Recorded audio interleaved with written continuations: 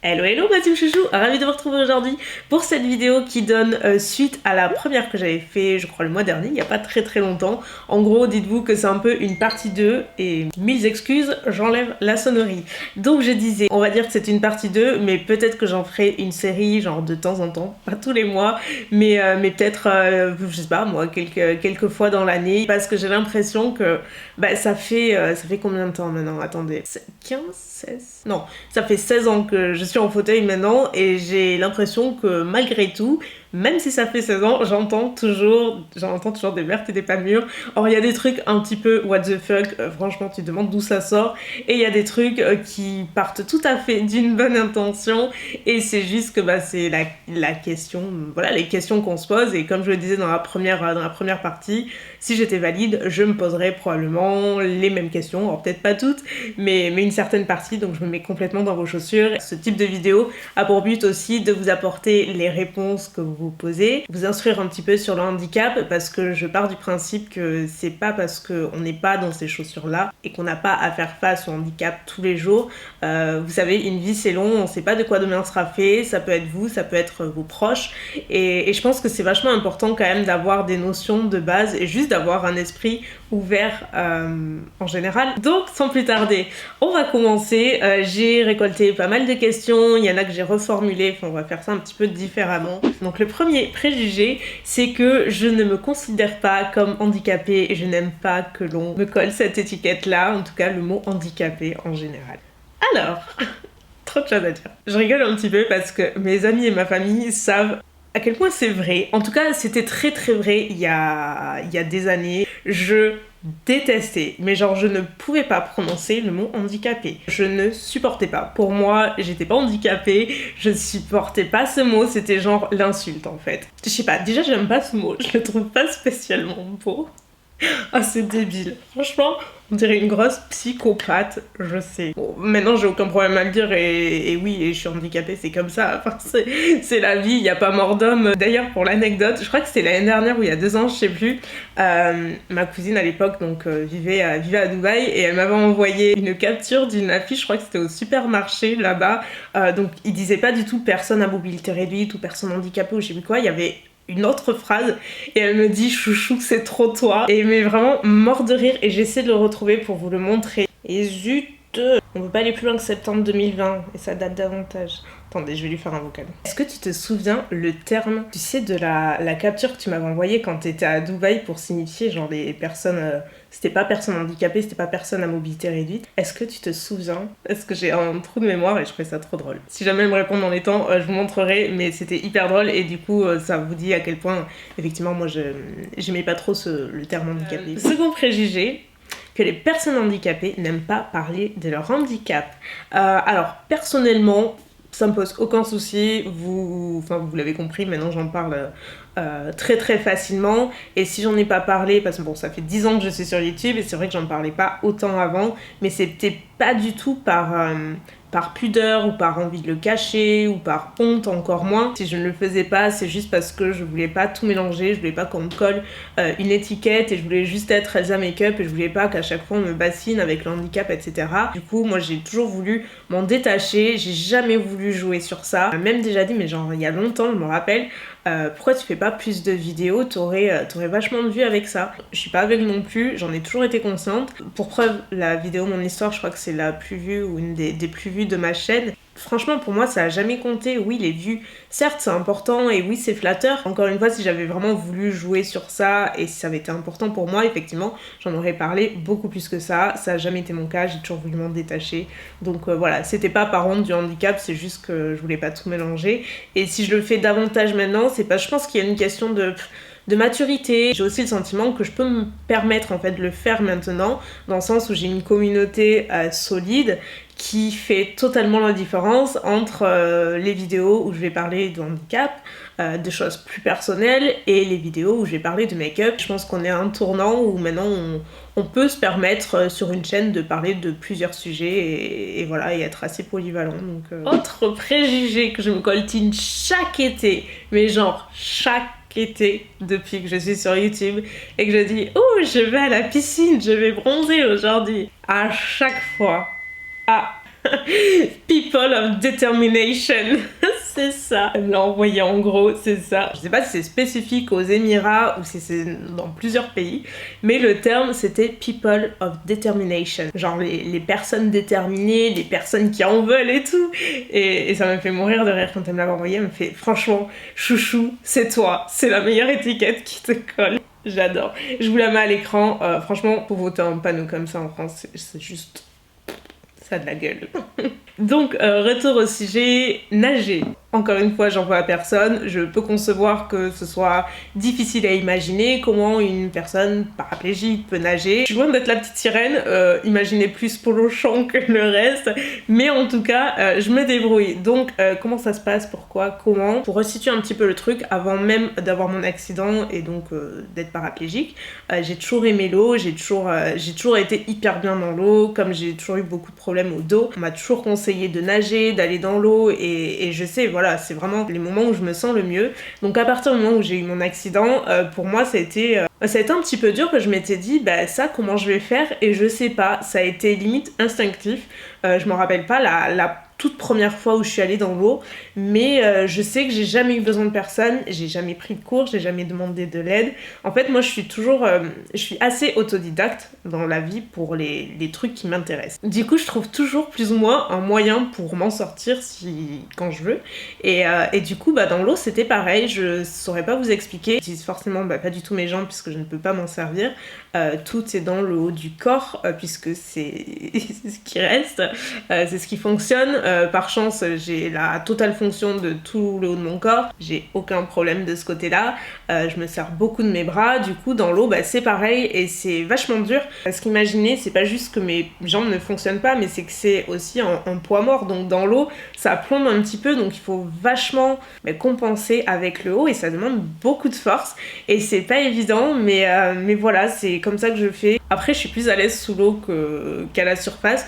J'arrive à nager à la surface, mais c'est quand même vite fatigant parce que je vous dis, ça demande beaucoup de force. Mais j'y arrive, mais par contre sous l'eau, sans problème. Preuve qu'on peut être paraplégique et nager. Et encore, c'est juste un exemple parce qu'il y en a qui ont des handicaps bien plus lourds que le mien et qui arrivent à faire des choses juste physiquement extraordinaire quoi. Il n'y a pas de règle dans la vie, c'est pas parce que il t'est arrivé ça que tu ne peux plus faire ça. Je crois que c'est vraiment une question aussi de mental et de personnalité, et quand on veut on peut, c'est comme pour tout en fait dans la vie, et ça je pense que vous le savez tous. Vous savez quoi, l'année dernière il y avait une personne, je m'en rappelle trop, elle m'avait dit non mais tu nous mens en fait, c'est pas possible, tu marches. Parce que dans un vlog j'avais mis un court extrait où on me voyait nager sous l'eau, on me voyait pas très bien mais on me voyait, et je suis là mais what? Mais ils sont psychopathes quoi, certains. Genre, ça fait 16 ans en fait que je mens à tout le monde. En fait, je peux marcher, hein. Mais je sais pas, j'aime bien le fauteuil, j'aime bien cette vie-là, et c'est tellement fun de se reposer sur les autres quoi. Non mais... what? Autre préjugé qui a un peu la vie dure, parce que vous imaginez pas le nombre de fois où ça m'est arrivé qu'on me pose la question, donc d'un point de vue plutôt relation amoureuse, c'est en gros je ne me vois pas, ou en tout cas c'est difficile d'être avec une personne valide et qu'en gros il faut être obligatoirement avec une personne handicapée. Donc là encore c'est personnel, probablement qu'il y en a qui sont plus à l'aise avec des personnes non valides, d'autres valides, peu importe. Moi dans mon cas c'est tout l'inverse, je ne me vois pas du tout. Alors je sais qu'il faut jamais dire jamais, mais je me connais vraiment, là pour le coup, je me connais parfaitement, et je sais que non, moi personnellement je ne sortirai jamais avec une personne en fauteuil. Je suis toujours sortie avec des personnes valides et c'est ce qui me paraît moi le plus évident pour moi quelque part. Et pareil, quand je faisais la foire aux questions, ça revenait beaucoup, et il y en avait qui demandaient mais est-ce que c'est pas, quelles sont les difficultés, est-ce que ce serait pas plus facile avec une personne en fauteuil, est-ce que à l'inverse ce ne serait pas plus facile avec une personne valide. Il y a aussi quelques inconvénients à sortir avec une personne valide, mais beaucoup moins. Comme je disais dans ma première partie, à partir du moment où on est avec quelqu'un avec qui on est à l'aise, avec qui on se sent bien, le handicap on l'oublie et le fauteuil disparaît pour les deux. Et en vrai, même s'il y a des paramètres à prendre en compte, et ça je le négligerai jamais, tu peux pas entrer dans une relation en étant en fauteuil en disant franchement c'est facile, je suis comme tout le monde, t'inquiète, c'est tout pareil. C'est pas du tout le cas. Il y a des choses qui font partie de la vie quotidienne qu'on ne peut pas enlever, qu'on ne peut pas genre édulcorer ou cacher quand tu vis avec quelqu'un. t'es obligé de partager ces choses-là et ça peut faire peur à certaines personnes, ça peut intimider d'autres, il y en a qui s'en foutent complètement. D'ailleurs j'en ai jamais parlé publiquement parce que là pour le coup, je sais pas si je me sens hyper prête. Tout dépend du handicap encore une fois, mais dans mon cas, j'ai des soins en fait au quotidien. Enfin, des soins, c'est un grand mot. Des choses dont je dois m'occuper moi, mais qui me regardent en fait, qui sont perso, et ça m'empêche pas d'être complètement indépendante et de faire ce que je veux. On s'en fout totalement, mais le fait est que quand t'es intime avec quelqu'un, c'est des choses que tu es obligé de partager parce que va se dire bah où c'est que tu vas, qu'est-ce que tu fais et tout. C'est des choses que tu peux pas cacher. J'en ai pas parlé à chaque fois, mais il y a eu une personne plus particulière, on va dire. Au tout début, quand on commençait à se voir, ça allait, et puis on se voyait de plus en plus, et puis bon, mais voilà, il arrive un moment, tu peux plus cacher ces choses-là. Et en fait, je me suis dit, il va falloir que je lui en parle, il va falloir que je lui dise. Vous imaginez pas à quel point ça a été dur pour moi de lui dire, alors que en plus, j'avais pas peur de sa réaction, parce qu'en plus, voilà, je savais que c'était quelqu'un de très ouvert et qui s'en foutrait probablement, mais moi, personnellement, j'avais trop honte, ça me gênait trop, j'avais pas envie de parler de ces choses-là. Et franchement, vous m'aurez vu quand j'y ai dit, mais j'étais genre dans tous mes états, j'étais rouge dans tous les sens. Tout ça pour qu'au final, ils me disent, mais genre t'as stressé pour me dire ça, mais tu sais que je m'en fous. Pas genre je m'en fous de toi, mais ça change pas ma perception des choses, et en fait ça change absolument rien quoi. Et au contraire, tu vois, et après on a pu discuter et tout, et on a parlé super librement et tout, et il y a eu aucun souci après. Donc voilà, c'est aussi des paramètres à prendre en compte quand tu rentres dans une relation avec une personne valide, et que forcément il y a des choses qu'il ne va pas forcément connaître, ou qu'elle ne va pas forcément connaître, et donc il faut avoir cet esprit ouvert et se sentir capable de parler ouvertement de ces choses. En tout cas, moi personnellement, j'ai jamais eu de mauvaise surprise de ce côté-là. J'ai toujours eu beaucoup de chance de ce côté-là, donc que ça dure. L'autre préjugé qui persiste et que je retrouve à chaque fois, du coup, je l'ai abordé rapidement, un peu en balayant dans la première partie. J'ai à nouveau reçu, là, c'est tout ce qui a trait à nouveau à la vie sexuelle quand on est en couple. Visiblement, nous n'avons pas de vie intime, c'est juste impossible. Et je peux vous assurer que même si j'en ai vaguement parlé j'ai vaguement dit dans la première partie que ça ne changerait rien, mais j'ai quand même reçu des messages en me disant oui mais non Elsa, c'est pas très réaliste et tout, c'est pas possible. Je suis assez bien placée dans ma vie pour savoir que quand je dis un truc, j'ai toute ma tête et que c'est vrai. Je suis pas là pour édulcorer les choses, je suis pas là pour vous mentir sur quoi que ce soit. Encore une fois, je ne parle que de mon expérience, et il faut garder en compte que chaque handicap est différent. Tout ce qui a trait à la vie sexuelle, c'est encore autre chose et c'est encore plus personnel, et là encore ça va différer d'une personne à l'autre parce que vous pouvez mettre 10 personnes paraplégiques dans une pièce, les 10 vont avoir des vies probablement différentes, des ressentis différents, parce que vous avez des niveaux de paralysie différents, vous avez des paraplégies complètes, vous avez des paraplégies incomplètes, enfin vraiment il y a plein de notions à prendre en compte, donc c'est pas que c'est pas un sujet que je veux pas aborder, mais je veux que vous gardiez en tête que pour le coup c'est super personnel et c'est surtout très différent d'une personne à l'autre. Donc moi dans mon cas, ça, je vais pas vous dire ça me pose pas de problème parce que ça reste différent, et que pour être honnête avec vous, moi quand j'ai eu mon accident, je venais de faire 14 ans, donc autant vous dire que j'y pensais pas du tout et que j'étais pas du tout moi dans ce schéma là, et que je sortais avec personne, enfin vraiment j'avais pas cette expérience là. Pour autant j'étais quand même une ado et j'y ai quand même pensé assez vite, et je me suis dit franchement ça a été un des trucs dans ma tête, je me suis dit t'as plus de vie quoi, genre je vais pas dire ta vie elle est terminée, mais ta vie de femme tu peux l'oublier, ta vie de couple t'en auras pas. Alors certes vous allez me dire oui mais quand t'es en couple ça fait pas tout, bien sûr que ça fait pas tout, mais ça compte quand même beaucoup, et je pense que quand on est jeune, même moins jeune, mais surtout quand on est jeune, tu peux pas dire à cette personne de l'oublier et de pas le prendre en compte en fait, c'est vachement dur, donc voilà, je sais plus pourquoi je disais ça, oui c'est ça, je parlais de moi, et le fait est que moi personnellement, c'est sûr que je sais que c'est très différent, c'est pas du tout la même expérience que si j'étais valide, parce que encore une fois, le handicap est là, mais pour le coup, y a pas tant de barrières que ça. Je vais pas vous dire que ça ne change rien, parce que si, encore une fois, certains trucs, mais ça empêche pas du tout d'avoir une vie de couple, ça empêche pas d'avoir une vie intime et d'être bien dans ses baskets, et voilà, et d'avoir une vie super cool à ce niveau-là. Je me rappelle au départ, je me faisais trop de films, j'étais stressée et tout, mais à partir du moment où j'étais bien avec la personne et tout, on pouvait discuter de tout. En fait, il n'y avait pas de barrière entre lui et moi et c'était ça qui était hyper important. Parce qu'à partir du moment où tu t'en mets, où tu as des appréhensions, où t'es pas à l'aise, je vois pas comment les choses peuvent bien se passer. C'est la base de toute bonne relation, de toute façon, que vous soyez valide ou pas. Mais la base, c'est la confiance et ça, je vous dis, ça vaut pour toutes les relations. Un autre préjugé, ah oui, que j'avais oublié de mentionner dans la première partie, c'est que mon handicap m'a empêché de faire un certain nombre de voyages presse ou que les marques ne m'invitent pas à cause de mon handicap. C'est assez vrai, je dirais. Enfin, bon, en vérité, je ne sais pas, mais un peu quand même. Et vous aussi, très probablement, vous savez qu'il y a eu un certain nombre de voyages presse auxquels j'aurais dû participer. Et non, voilà, je n'y suis pas allée pour des raisons que l'on sait très évidentes. Ça peut paraître, encore une fois, intimidant d'inviter une fille comme moi parce qu'on se dit, mon Dieu, l'organisation et tout, ça va tout chambouler.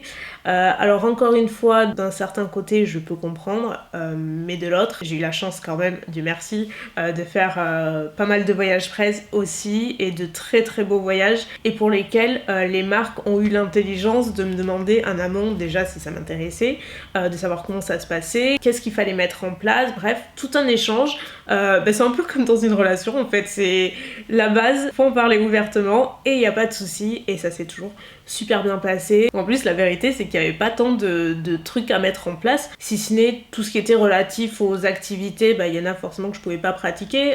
Quand c'était des activités un petit peu plus physiques, sportives ou quoi, forcément j'y allais pas. Quand c'était des sorties où les endroits n'étaient pas accessibles, le transport est le même. Voilà, la seule chose, c'est que voilà, moi j'exige d'avoir juste Mounette avec moi, pour des raisons évidentes. Donc, mais ça, c'est pas différent. Vous imaginez pas le nombre de youtubeuses ou youtubeurs qui exigent un +1, et c'est pas une question de handicap, c'est juste qu'ils exigent d'avoir un +1, donc c'est-à-dire une personne avec eux, sinon ils y vont pas. Enfin, vous imaginez pas le nombre d'exigences que j'ai entendues dans le milieu, et combien de fois je me suis dit putain mais toi on te fait chier en fait pour des préjugés, pour le coup, parce qu'on est sur cette thématique de vidéo, mais c'était vraiment le cas. Pour des préjugés, on te demande même pas en fait qu'est-ce qu'il en est vraiment, mais à côté de ça, on va inviter des personnes, mais genre c'est des Maria Carré, c'est juste des exigences pas possibles, et c'est vachement plus difficile à prendre en compte et à mettre en place que inviter au final une personne comme moi. Donc voilà, je pense que ça répond un petit peu à votre question. Et on va penser au dernier préjugé qui je trouve n'est pas vraiment un préjugé, mais c'est en gros penser que tout le monde nous regarde à cause du fauteuil. Et là pour le coup c'est totalement moi, ça a été totalement moi pendant des années. Je pense que maintenant vous commencez un petit peu à me cerner. Pendant des années j'avais l'impression que tout le monde me regardait à cause de ça, je regardais trop mal les gens au final. C'était mon mécanisme de défense, c'est tout. Alors après, pour ma défense, certes j'étais un petit peu parano sur certaines situations, mais à l'inverse j'ai eu à de nombreuses, je pourrais pas les compter, nombreuses reprises, toutes mes raisons d'être en pétard, parce que je peux vous assurer qu'il y a un paquet de gens qui restent même encore à l'heure d'aujourd'hui, qui sont hyper indélicats, qui te fixent de la tête aux pieds, qui ont l'impression que non, tu les vois pas, alors que si, et ça l'est encore aujourd'hui, et ça ne changera jamais, parce que c'est comme ça, et c'est pas forcément les jeunes, malgré tout ce qu'on pourrait croire. Bien souvent, c'est même tout l'inverse. Donc voilà, et juste pour la petite anecdote, c'était, je m'en souviens, mais genre, c'est trop bête, il y a des trucs sans importance comme ça qui te restent un petit peu en mémoire. Donc je venais d'avoir mon accident l'année précédente, donc c'était relativement récent. Comme je vous disais, j'avais du mal à accepter tout ça, enfin pour moi c'était, ma vie était finie. Là je rigole, mais bon, vous voyez, j'étais en vacances, j'étais avec mes parents et une copine, et donc c'était en plein été et tout, on était au bord de la mer, et il y avait une bande de mecs. Donc à l'époque j'avais quoi, je devais avoir 15-16 ans quoi, un truc comme ça, 15 ans, et donc il y avait une bande de mecs qui étaient autour. Il y en avait un qui arrêtait pas de me regarder, il passait, il repassait, machin. Et moi dans ma tête, genre la psycho quoi, je me disais putain mais il commence franchement à me gonfler celui-là, parce qu'en plus moi je suis franco, et je disais putain mais il commence franchement à me gonfler, je vais lui faire un fuck, ça va être vite fait, il va vite comprendre. Parce Parce que dans ma tête, c'était ça qu'il regardait, quoi. Et donc je disais à ma copine et tout, elle me fait, tu sais, c'est peut-être pas pour ça. Mais je dis, arrête, non mais franchement, j'ai dit, tu m'as vu et tout. Je fais, non, il commence vraiment à me gonfler. Au bout d'un moment, le mec arrive, il s'approche, et là, oh là là, je me suis liquéfiée sur place. Il me dit, est-ce que je peux t'offrir une glace? Tu es très jolie. Dans ma petite tête, je m'ai liquéfiée. Je vous jure, la Elsa, mais plus d'Elsa, quoi. J'avais juste qu'une envie, c'était me cacher. Alors non seulement, j'étais pas du tout prête à ce qu'un gars me trouve mignonne, parce que comme je vous dis, dans ma tête, on ne voyait que le fauteuil et il y avait rien d'autre, quoi. Je vous dis, ma vie était finie. Donc j'étais pas prête du tout à ça. Je l'ai pas vu arriver du tout et je me suis, franchement, j'ai bafouillé comme pas possible. Je lui ai dit non, genre non merci, je sais plus trop quoi. Et en plus, il a été un petit peu insistant, mignon, vous voyez, parce qu'il était aussi gêné, bon, surtout à cet âge-là, quoi. C'est pas. Et franchement, il a eu du courage parce que je peux vous assurer que j'avais pas un regard très très agréable. Voilà, c'est juste l'exemple parfait qui illustre à quel point entre ce qu'on pense et ce qu'on a dans la tête, nous, et notre perception des choses et la réalité peut être complètement différente. Si au jour d'aujourd'hui cette situation m'arrivait, je serais pas du tout aussi parano et je ne penserais pas comme j'ai pensé quand j'étais jeune. Bah il me regarde pour le fauteuil, enfin voilà, il se fout de moi et tout, pas du tout. Maintenant, ça me viendrait même pas à l'esprit. Mais bon, il s'est écoulé 16 ans, donc il arrive un moment, voilà. Voilà ma team chouchou, je pense que ça va conclure pour cette partie 2. En vrai, j'avais noté plein de trucs, mais franchement, on y serait pour 1 heure supplémentaire. Donc vous savez quoi, je ferai une partie 3. Et comme je vous disais, très probablement que ça deviendra un peu une petite série. Parce qu'il y a plein de choses à dire et je crois que c'est un sujet qui vous plaît bien aussi. Donc ça me fait super plaisir. En tout cas, merci beaucoup d'avoir suivi cette vidéo, d'avoir regardé jusqu'au bout. Je vous embrasse bien fort et je vous dis à très bientôt. Bye.